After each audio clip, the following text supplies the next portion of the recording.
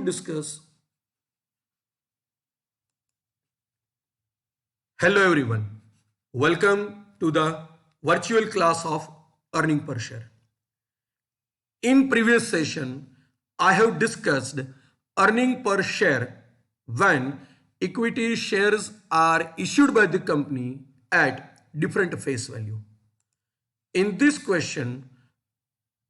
session, I would like to discuss calculation of weighted average numbers of shares when different transactions are involved related to equity shares. This is one of the most important variety as far as your examination is concerned. Let us refer the question first. XYZ Limited provides you following information for the year 2018-19. On your screen, a table is given, date, particulars, numbers of shares. 1st April 2018, that is the first day of the financial year 2018-19. Opening balance. It is numbers of equity shares outstanding in the beginning of the year, that is on the first day of the year, 2,40,000. 1st August 2018, new equity shares issued by the company and numbers of shares are 60,000. On 1st February 2019, one more transactions taken place. It is all about buyback of shares, that is a purchase of the shares of owned by the company. It is 1,20,000. Calculate number 1, weighted average numbers of equity shares, and number 2, earning per share using traditional method. B, basic EPS under accounting standard 20 if profit for the equity shareholders are rupees 6 lakhs. Profit distributable to equity shareholders are given to us in a ready-made form and it is rupees 6 lakhs. In this question, calculation of weighted average numbers of equity shares are based on the factor of time. As I have discussed at the time of discussion of theory of AS20. Here, weightage of time will be playing an important role in the calculation because during the year 2018-19, that is from 1st April 2018 to 31st March 2019, so many transactions taken place, and because of these transactions, numbers of equity shares are changes during the year. So numbers of shares are not same from the first day of the year to the last day of the year. So this is the situation in which we need to calculate weighted average numbers of equity shares very carefully, and this is an important calculation for this chapter. Let us move to the solution of the problem.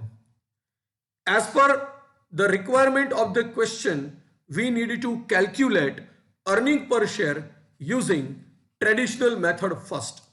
So let us calculate earning per share using traditional method. For the purpose of the calculation of EPS using traditional method, we need to calculate a number of equity shares as on the last day of financial year. Numbers of equity shares as on 31st March 2019, because our accounting year is 2018-19. So last day of the year is 31st March 2019. numbers of shares as on the very first day of the year 2,40,000. It is ready-made given by the examiner in the question.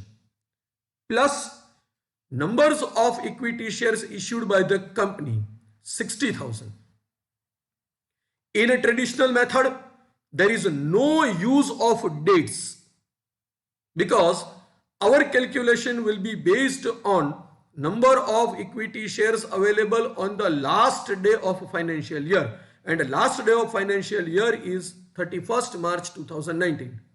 So 2,40,000 equity shares were there. 60,000 new equity shares issued by the company. So total 3 lakhs. Minus buyback of shares 1,20,000. This information is also given to us in the question.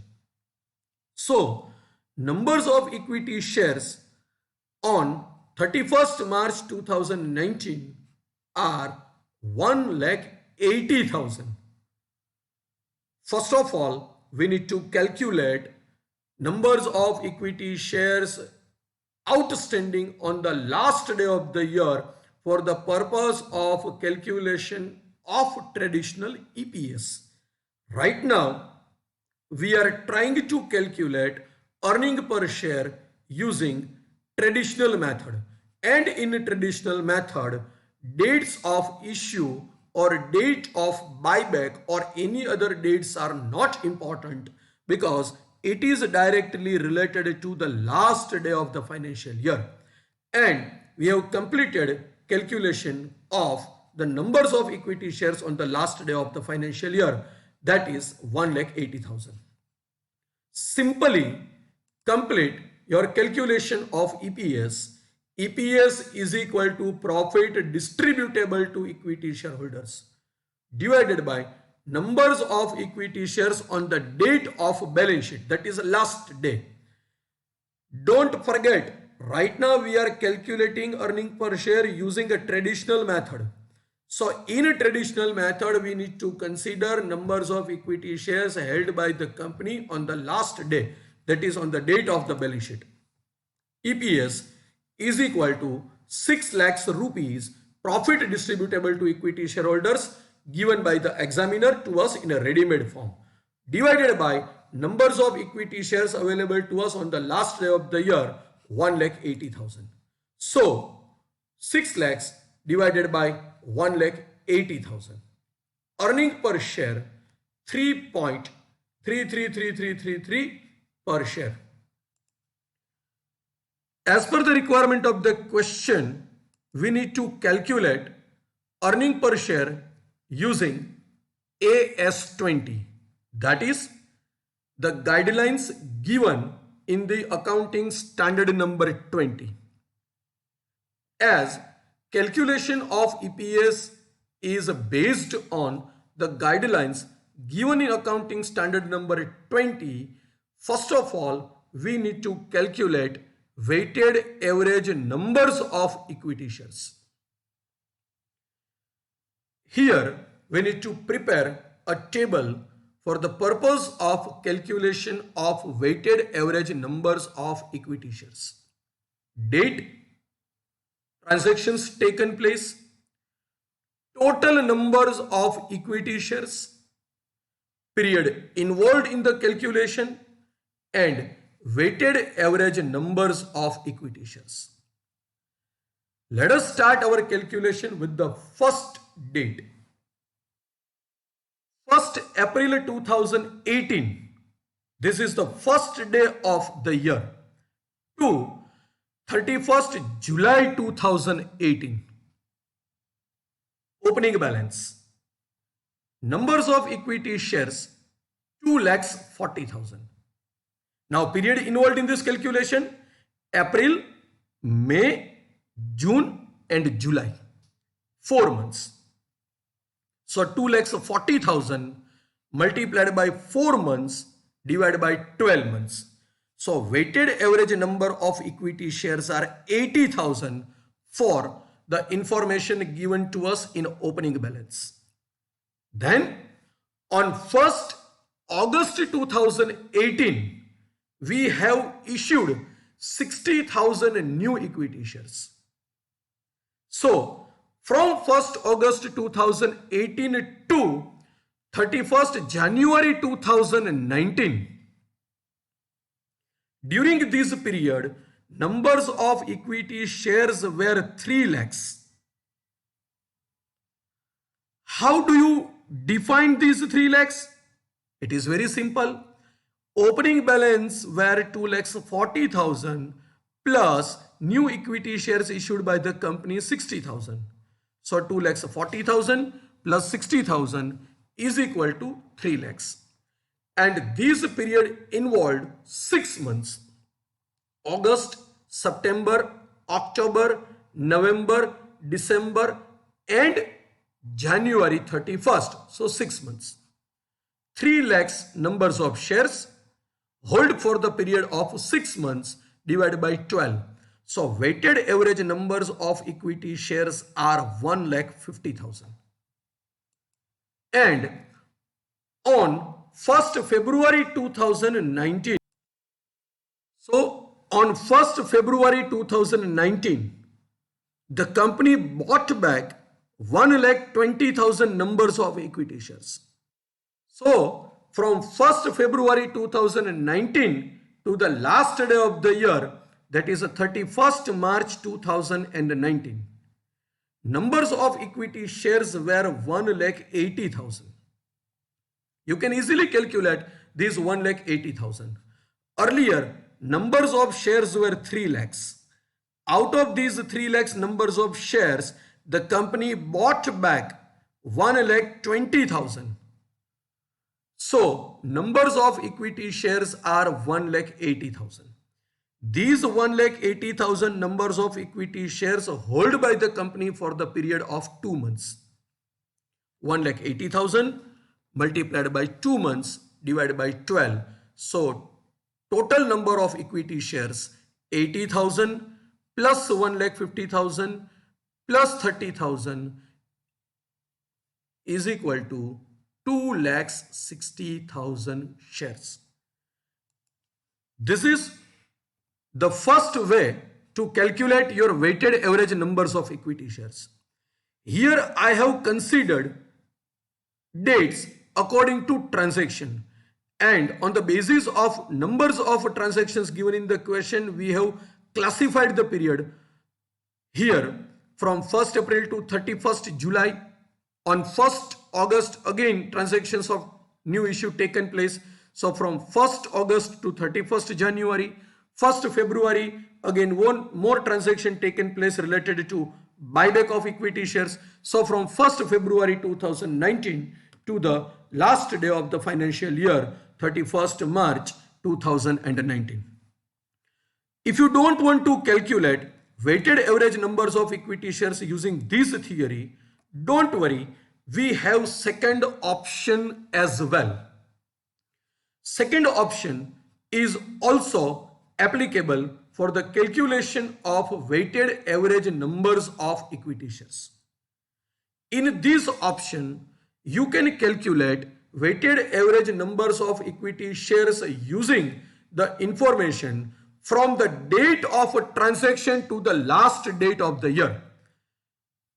And for this, we need to prepare 5 columns: date, transaction, numbers of equity shares. Earlier, it was total numbers of equity shares. Now it is numbers of equity shares. Period involved in the calculation and weighted average numbers of equity shares. Let us move to the first item. As I said, in this option, we need to consider the period involved in the calculation from the date of a transaction to the date of the year end. So, from 1st April 2018 to 31st March 2019, opening balance, numbers of equity shares 2,40,000. Period involved in the calculation 12 months, 1st April 2018 to 31st March 2019. So it is a full year. So period involved in the calculation is 12 months.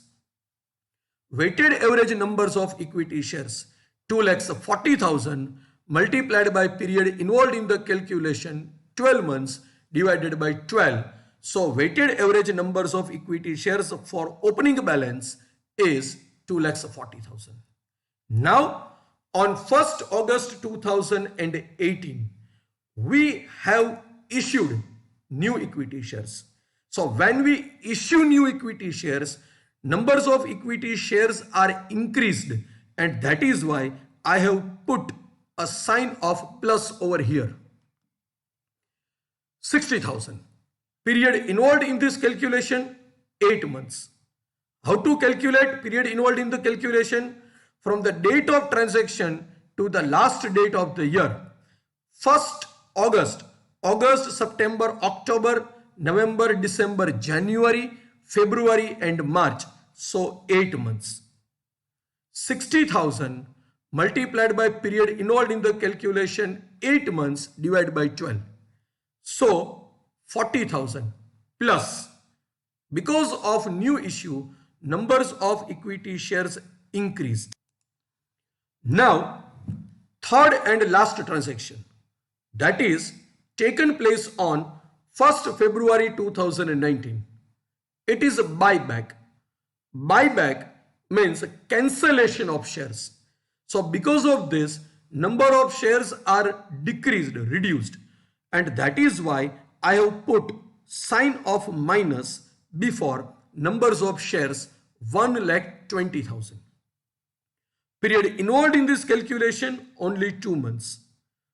1st February to 31st March. So February and March only 2 months.